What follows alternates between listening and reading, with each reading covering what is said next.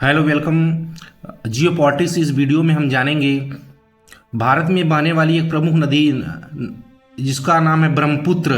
अरुणाचल प्रदेश में इसको दिहांग के नाम से जाना जाता है।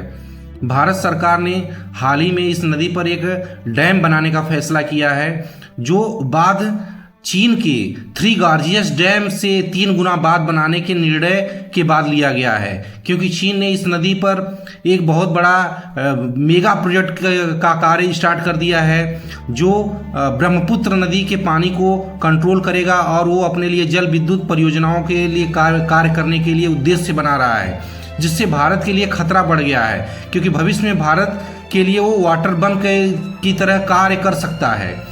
चीन, भारत और बांग्लादेश दोनों की बातों को इग्नोर करते हुए उसने अपनी परियोजना को लॉन्च कर दिया है और उससे बहुत तेजी से कार्य करना स्टार्ट कर दिया है, क्योंकि ब्रह्मपुत्र नदी में हर वर्ष मानसून के सीजन में बाढ़ आती है।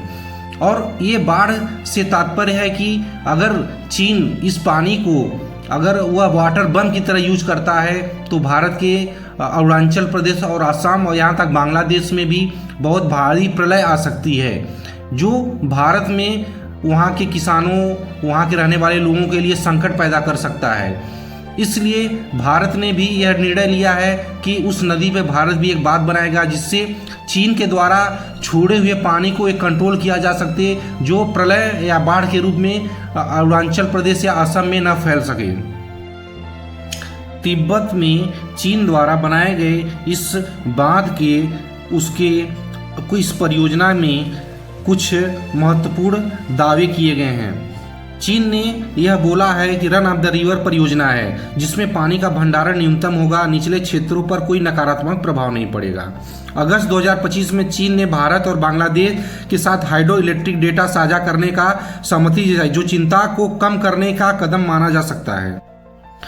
भारत चीन की इस परियोजना के जवाब में जल विद्युत क्षमता बढ़ाने पर जोर दिया। ब्रह्मपुत्र बेसिन में भारत का योगदान 80% से अधिक है, लेकिन ऊपरी क्षेत्र में चीन का नियंत्रण है, जो भारत के लिए एक चिंता का विषय है। सियांग अपर मल्टीपर्पज प्रोजेक्ट अरुणाचल प्रदेश में 11,000 मेगावाट क्षमता की यह चीन के बांध के सीधे नीचे स्थित है। पानी के प्रवाह को नियंत्रित करने के लिए रणनीतिक महत्व रखता है।